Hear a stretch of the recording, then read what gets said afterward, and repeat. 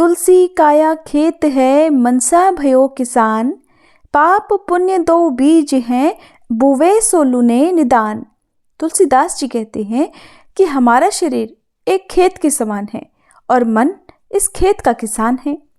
किसान जैसे बीज खेत में बोता है, अंत में उसे वैसा ही फल मिलता है, उसे वैसी ही फसल प्राप्त होती है। इसी तरह अपने पाप या पुण्य का फल भी व्यक्ति को उसके कर्मों के अनुसार ही मिलता है। जय श्री राम, हरे कृष्णा। आप सभी पर भगवान श्री राम और कान्हा जी की कृपा बनी रहे। उम्मीद है आपको हमारे चैनल पर सुनाई गई ये कथाएं बहुत अच्छी लग रही होंगी।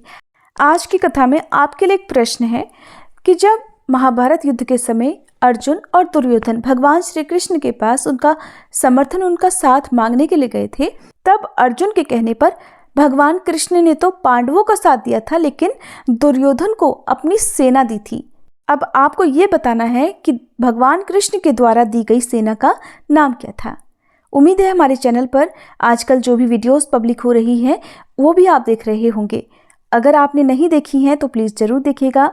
जैसे कि तुलसी विवाह, अक्षय नवमी, आंवला नवमी या दीपदान करने की जो भी विधि है, उसकी बहुत ही अच्छी अच्छी वीडियोस आपके लिए मैं प्रस्तुत कर रही हूँ। प्लीज़ आप इन वीडियोस को भी अपना प्यार जरूर दीजिएगा। आज शुरू में सुनाए गए दोहे से आपको ये बात तो पता चल गई होगी कि आज आप कार्तिक मास महात्म्य के अलावा भगवान श्री राम की एक बहुत सुंदर कथा भी सुनने वाले हैं।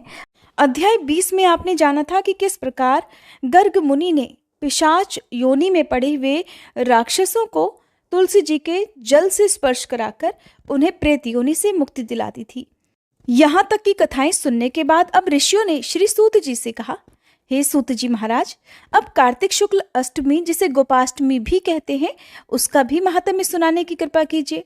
तब श्री सूत जी बोले, हे ऋषियों, बाल्यावस्था में भगवान श्री कृष्ण ने कार्तिक शुक्ल अष्टमी तिथि से ही गौओं को चराने के लिए जंगल में ले जाना प्रारंभ किया था, इसलिए यह अष्टमी गोपाष्टमी कहलाती है। सभी मनोकामनाओं की पूर्ति करने के लिए इस दिन गौओं का पूजन करके गाय की परिक्रमा करें और फिर गौओं के पीछे कुछ दूर तक जरूर जाएं। इस दिन भगवान कृष्ण की परम प्रिया श्री राधा जी के नाम से विख्यात राधा कुंड में स्नान करके जो भी व्यक्ति भगवान कृष्ण का पूजन करता है, उसके सभी पाप तुरंत ही नष्ट हो जाते हैं। गोपाष्टमी के दिन की महिमा का वर्णन करते हुए श्री सूत जी ने आगे कहा, हे ऋषियों, इस दिन सायंकाल गोधूली बेला के समय गौओं के पीछे पीछे चलने से अनेकों जन्मों के पाप जड़ सहित नष्ट हो जाते हैं। इस दिन गौओं का दान करने से असंख्य गौओं के दान का फल प्राप्त होता है और गाय की सेवा करने से परम पद की प्राप्ति होती है।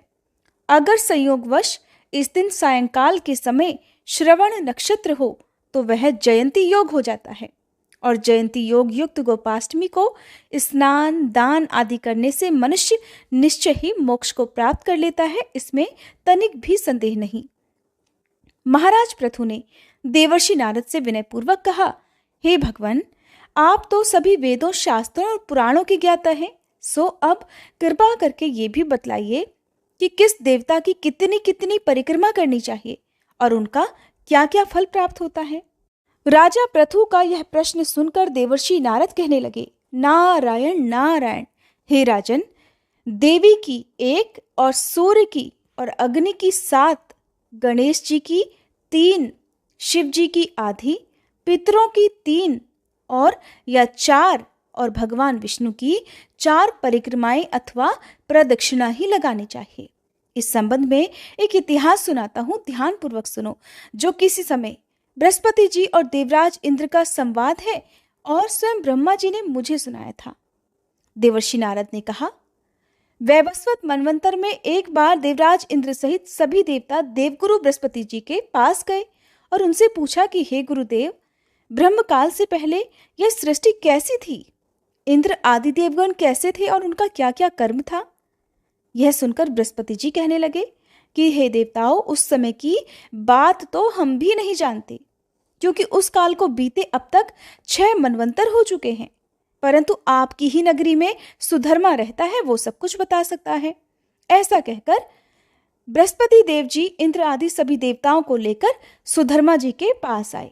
सुधर्मा जी ने देवगुरु सहित इंद्रादि देवताओं का यथाविधि पूजन और आदर सत्कार किया। देवराज इंद्र सुधर्मा जी की राजलक्ष्मी और वैभव को देखकर दंग रह गए और पूछ बैठे कि हे सुधर्मा, इतनी सारी राजलक्ष्मी और वैभव तुम्हें कैसे प्राप्त हो गया? तुमने कौन सा ऐसा यज्ञ, दान और तप कर लिया है जिससे ब्रह्मकाल से पहले की बातें भी तुम जान सकते हो?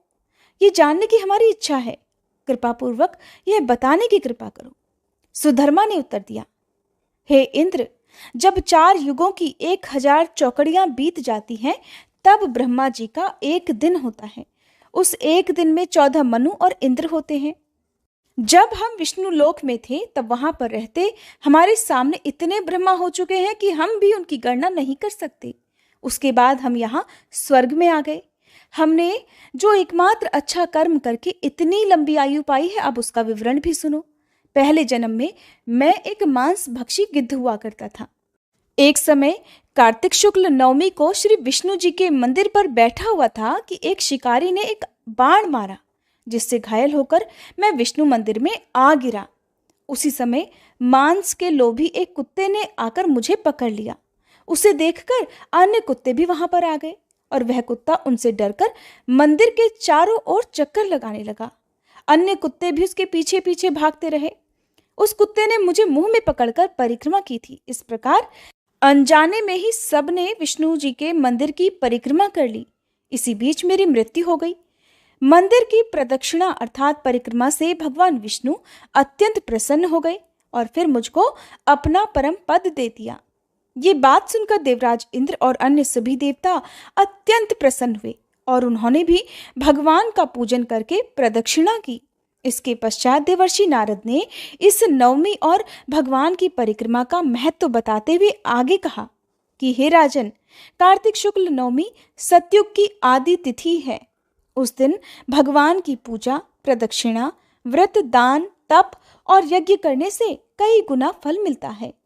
अगर कार्तिक शुक्ल नवमी को मथुरा में जाकर भगवान का पूजन और परिक्रमा की जाए तो उससे अनंत गुना फल की प्राप्ति होती है। परिक्रमा करने में जितने पग अर्थात कदम उठते हैं, उसके उतने ही कुल वैकुंठ लोक में वास करते हैं, उसके उतने ही कुलों का उद्धार हो जाता है। अगर मथुरा नगरी बहुत दूर हो तो अन्य किसी धार्मिक स्थान पर जाकर परिक्रमा करनी चाहिए।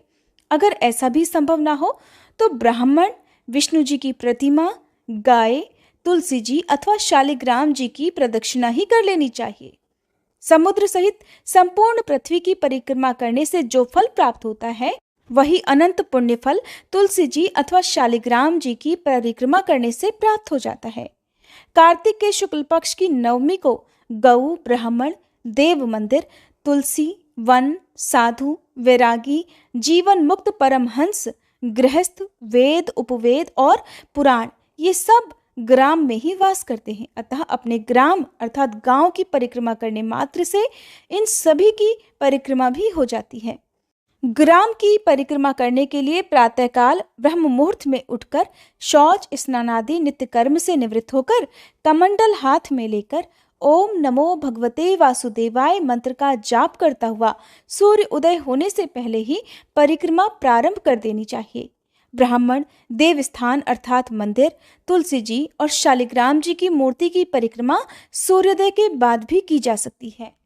हरे कृष्णा। इसके बाद देवर्षि नारद ने महाराज पृथु को जो भी कथा सुनाई, जो वृत्तांत सुनाया, उसका वर्णन आप सभी अगले अध्याय में जरूर सुनिएगा। तो चलिए अब आपको रसपान कराते हैं भगवान श्री राम की कथा का। और ये कथा तब की है जब भगवान श्री राम का राज्याभिषेक होने वाला था। उनके वनवास से पहले की ये कथा है। अयोध्या नगरी को दुल्हन की तरह सजाया गया था। अयोध्या का वह रूप देखकर मंथरा को बड़ा आश्चर्य हुआ। वहां पास ही दूसरी छत पर उसने श्री राम की धाई मां को देखा तो उसका मुख बड़ी प्रसन्नता से खिला हुआ था। उसने पीले रंग की रेशमी साड़ी पहनी हुई थी, जिसे देखकर मंथरा ने पूछा, धाई, जरा बताओ तो सही, आज श्री राम जी की माता इतनी हर्षित होकर लोगों को धन क्यों बांट रही है और यहाँ के सभी मनुष्य आज इतने प्रसन्न क्यों दिखाई दे रहे हैं? तब धाई ने मंथरा को बताया कि कुब्जे, महाराज दशरथ पुष्य नक्षत्र के शुभ योग में श्री राम जी को युवराज पद पर अभिषिक्त करेंगे। ये सुनकर मंथरा तो कुढ़ गई और उस विशाल प्रासाद अर्थात महल की छत से तुरंत ही नीचे उतर आई। महल में पहुंचते ही सबसे पहले उसने कैकई से कहा कि मूर्खे उठ, तेरे ऊपर तो विपत्तियों का पहाड़ टूट पड़ा है और फिर भी तू यहाँ मजे से सो रही है। तेरे प्रेतम तेरे सामने आकर ऐसी बात करते हैं मानो सारा सौभाग्य तुझे ही अर्पित करते हो, किंतु तेरे पीठ पीछे वो तो तेरा अनिष्ट ही कर रहे हैं। मंथरा की बात सुनकर कैकई को बड़ा आश्चर्य हुआ। कैकई ने पूछा, मंथरे, अरे ऐसी अमंगल की क्या बात हो गई जो तेरे मुख पर इतना दुख छा रहा है? मंथरा तो बातचीत में बड़ी कुशल थी। कैकई के मन में श्री राम के प्रति बैर उत्पन्न करने के लिए वो इस प्रकार बोली कि देवी, तुम्हारे सौभाग्य के विनाश का कार्य आरंभ हो गया है। महाराज दशरथ श्री राम को युवराज पद पर अभिषिक्त करने ही वाले हैं। ये सुनकर मैं तो तुम्हारे भविष्य की चिंता में जली जा रही हूँ। तुम तो राजाओं के कुल में उत्पन्न हुई हो और एक महाराज की महारानी भी हो, फिर तुम राजधर्म को क्यों नहीं समझ पा रही हो? तुम्हारे पति मुंह से बड़ी चिकनी चुपड़ी बातें करते हैं, परंतु हृदय से बड़े ही क्रूर और धूर्त हैं। उन्होंने मीठी मीठी बातें करके तुम्हें ठग लिया और अब रानी कौशल्या को संपन्न बनाने जा रहे हैं। उनका हृदय इतना दूषित है कि उन्होंने भरत को तो तुम्हारे मायके भेज दिया और अवध के निष्कंटक राज्य पर अब वे श्री राम का राज्याभिषेक करेंगे। हे रानी, वास्तव में तुम्हारा पति ही तुम्हारा शत्रु निकला। मंथरा की यह बात सुनकर कैकई सहसा अपनी शैया से उठ बैठी। उनका हृदय हर्ष से ओतप्रोत हो गया और बहुत ही प्रसन्न होकर मंथरा को पुरस्कार में उन्होंने अपने गले का एक हार उतार कर दे दिया। फिर कैकई मंथरा से बोली, अरे मंथरे, तूने तो आज मुझे बड़ा ही प्रिय समाचार सुनाया है। मैं तो राम और भरत में कोई भेद नहीं समझती, इसलिए राम का राज्याभिषेक होने वाला है, ये बात सुनकर मुझे तो बड़ा आनंद हुआ है। इससे बढ़कर कोई मधुर वचन तो हो ही नहीं सकता। यह प्रिय संवाद सुनाने के कारण तू अब मुझसे कोई भी वर मांग ले, वो मैं तुझे अवश्य दूंगी। अब ये बात सुनी मंथरा ने तो वह क्रोधित हो गई। उसने क्रोध में उस हार को ही उठाकर फेंक दिया जो रानी ने उसे अभी अभी दिया था। मंथरा बड़ी दुखी होकर बोली, रानी, तुम तो बड़ी नादान हो। जिस बात से तुम्हें शोक होना चाहिए उसमें तुम खुश हो रही हो। मुझे तो तुम्हारी दुर्बुद्धि देखकर बड़ा ही कष्ट हो रहा है। अरे, सौत का बेटा शत्रु होता है और सौतेली माँ के लिए तो वह मृत्यु के समान होता है। राम और भरत का इस राज्य पर एक समान अधिकार है, इसलिए राम को केवल भरत से ही भय है। लक्ष्मण तो राम का अनुगत है और शत्रुघ्न सबसे छोटा है, इसलिए राज्य पर उनके अधिकार की तो कोई संभावना ही नहीं। श्री राम को शास्त्रों का ज्ञान है और राजनीति में तो वह विशेष निपुण है।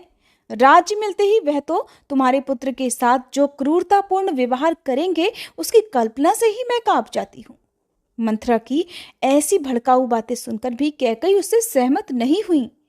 कैकई ने कहा, कुब्जय, श्री राम धर्म के ज्ञाता, गुणवान, जितेंद्रिय, कृतज्ञ और सत्य बोलने वाले हैं और वे राजा के बड़े पुत्र भी हैं, इसलिए वे ही युवराज होने के योग्य हैं। मेरे लिए तो राम भी भरत के समान ही प्रिय हैं।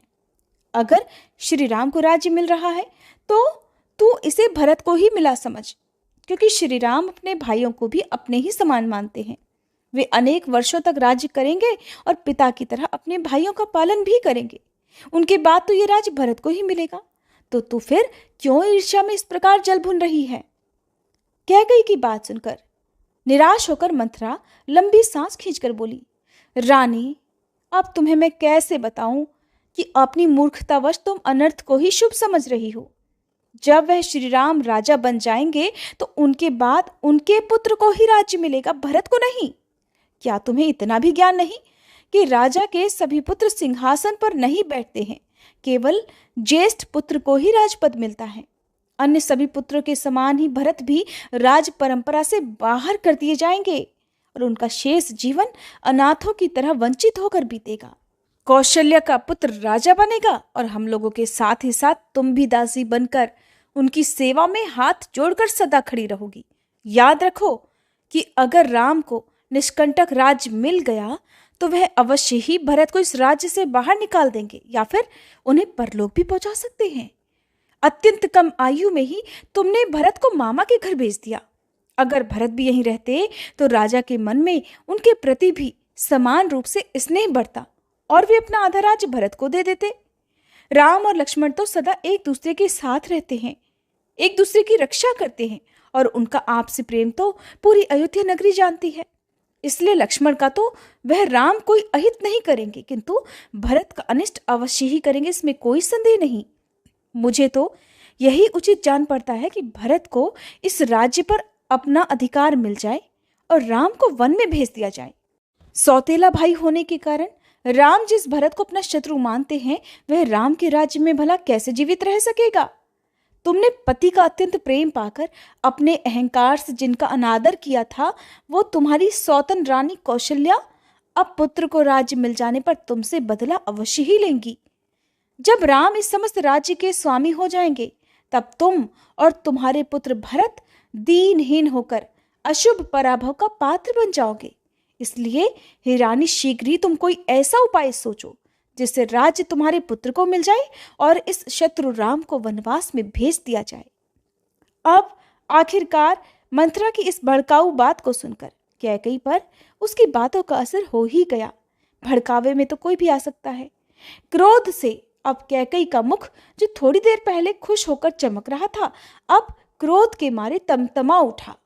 वह मंथरा से कहने लगी, कुब्जे, अब मैं शीघ्र ही राम को वन में भेजूंगी और युवराज के पद पर भरत का राज्याभिषेक कराऊंगी, किंतु मुझे ये तो बताओ कि ये काम कैसे बने।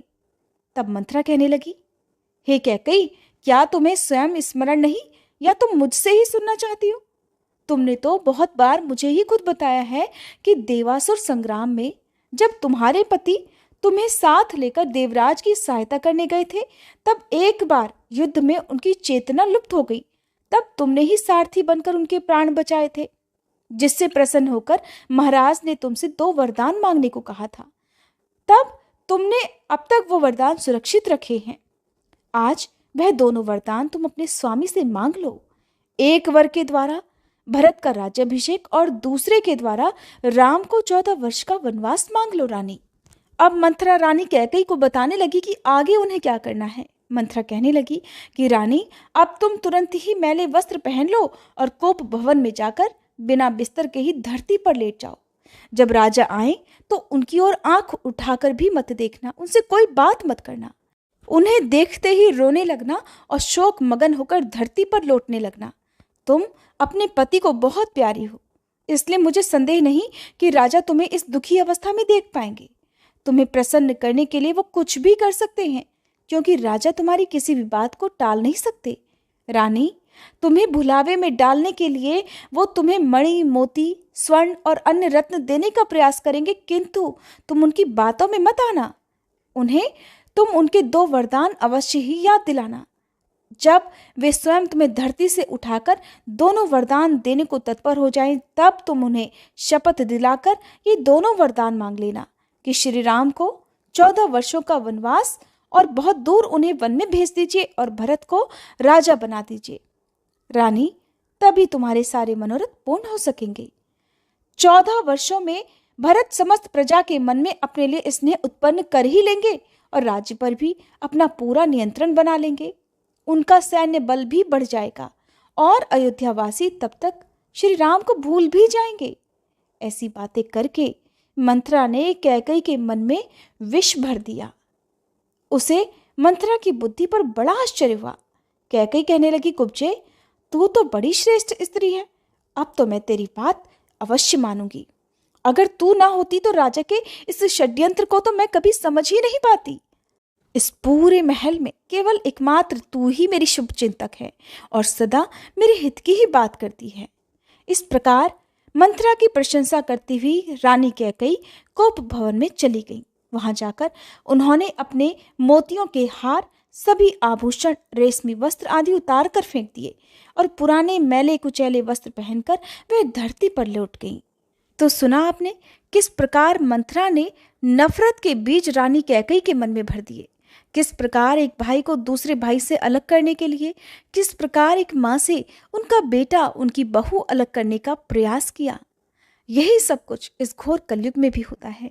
अगर गौर से पढ़ा जाए तो रामायण की सारी कहानियां हमारे आसपास ही आपको खुद से प्रकट रूप में होती हुई नजर जरूर आ जाएंगी। आपको आज की कहानी कैसी लगी मुझे कमेंट करके जरूर बताइएगा। अब सुनिए श्री तुलसी चालीसा पाठ और तुलसी माता की आरती। जय जय तुलसी भगवती सत्यवती सुखदानी। नमो नमो हरि प्रेसी श्री वृंदावन खानी। श्री हरिशीष विरजनी देहु अमर वर अम्ब। जनहित हे वृंदावनी अब न करहु विलंब।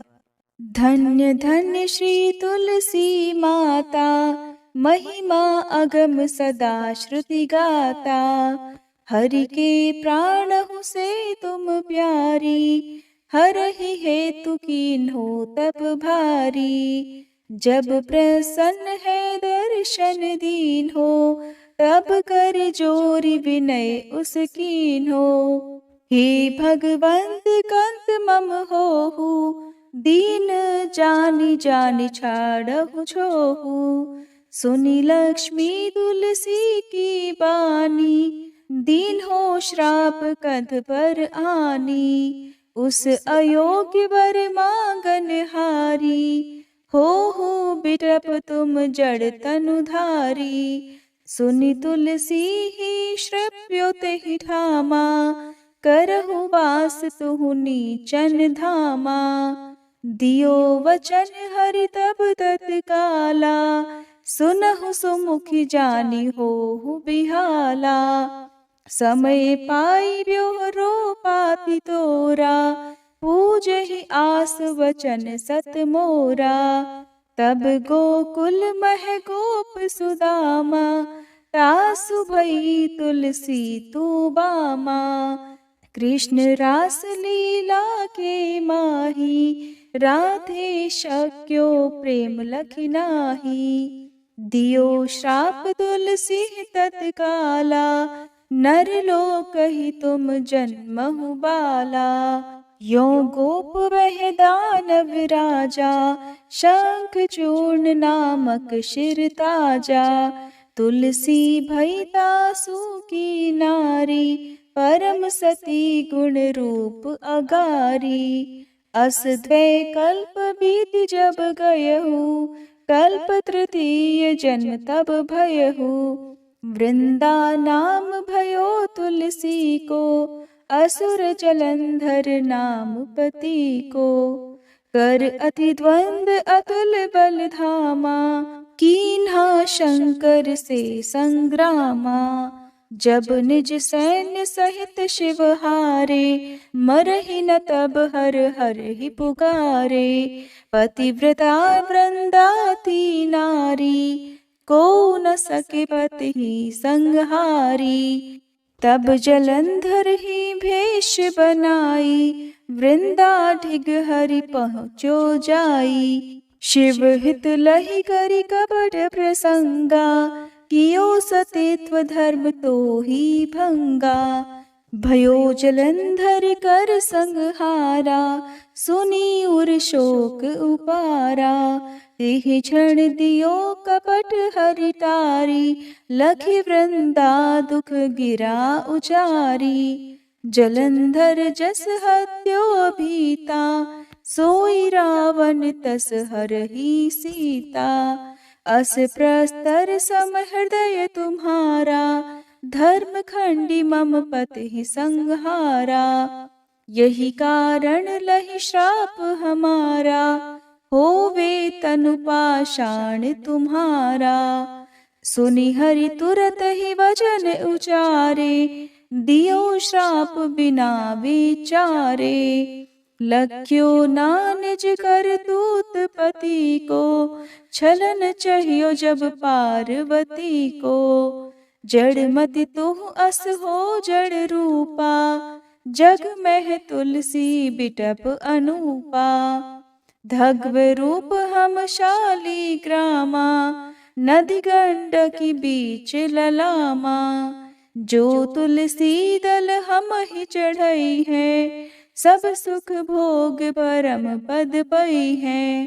बिनु तुलसी हरि जलत शरीरा अतिशय उठत शीश उर पीरा।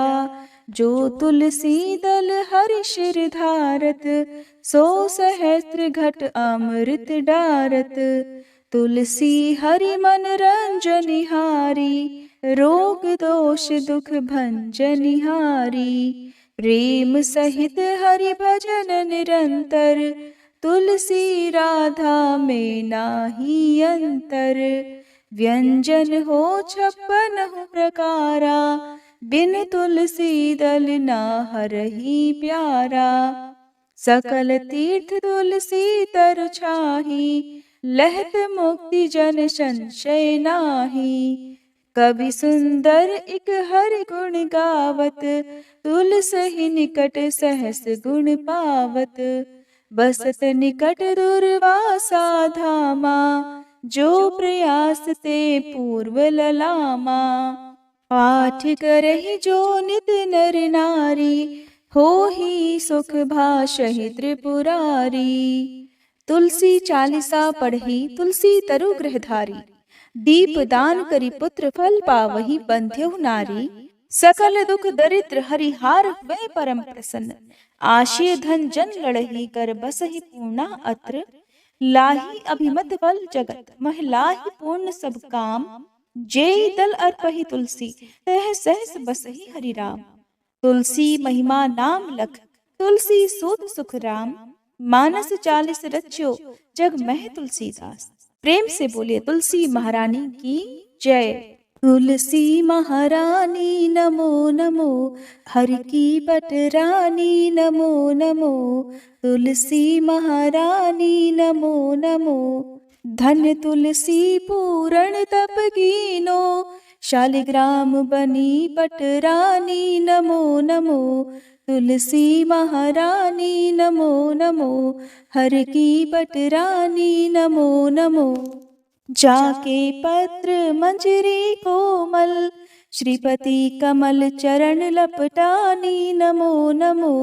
तुलसी महारानी नमो नमो, हरि की पटरानी नमो नमो। कौन महीने बोई रानी तुलसा, कौन महीने हुई हरियाली नमो नमो। तुलसी महारानी नमो नमो, हर की पटरानी नमो नमो। कौन महीने हुई तेरी पूजा, कौन महीने हुई पटरानी नमो नमो। तुलसी महारानी नमो नमो। आषाढ़ मास में बोई रानी तुलसा, सावन महीने हुई हरियाली नमो नमो। तुलसी महारानी नमो नमो, हरि की पटरानी नमो नमो। कार्तिक मास में हुई तेरी पूजा, मंगसिर मास हुई पटरानी नमो नमो। तुलसी महारानी नमो नमो, हर की पटरानी नमो नमो। धूप दीप नैवेद्य आरती, पुष्पन की वर्षा बरसानी नमो नमो। तुलसी महारानी नमो नमो, हर की पटरानी नमो नमो। 56 भोग 3600 व्यंजन, बिन तुलसी हरि एक न मानी नमो नमो। तुलसी महारानी नमो नमो, हरि की पटरानी नमो नमो। जो तुलसी को सवेरे गाए, श्री कृष्ण के दर्शन पाए नमो नमो। तुलसी महारानी नमो नमो, हर की पटरानी नमो नमो। जो तुलसी को दोपहर गाए, खीर खांड का भोग लगाए नमो नमो। तुलसी महारानी नमो नमो, हर की पटरानी नमो नमो। जो तुलसी को सांझ को गाए, श्री कृष्ण की आरती उतारे नमो नमो। तुलसी महारानी नमो नमो, हर की पटरानी नमो नमो। जो तुलसी को रात को गाए, श्री कृष्ण के चरण दबाए नमो नमो। तुलसी महारानी नमो नमो, हर की पटरानी नमो नमो। सब सखी मैया तेरो यश गावे, भक्ति दान दी जय महारानी नमो नमो। तुलसी महारानी नमो नमो, हर की पटरानी नमो नमो। तुलसी महारानी नमो नमो, हर की पटरानी नमो नमो।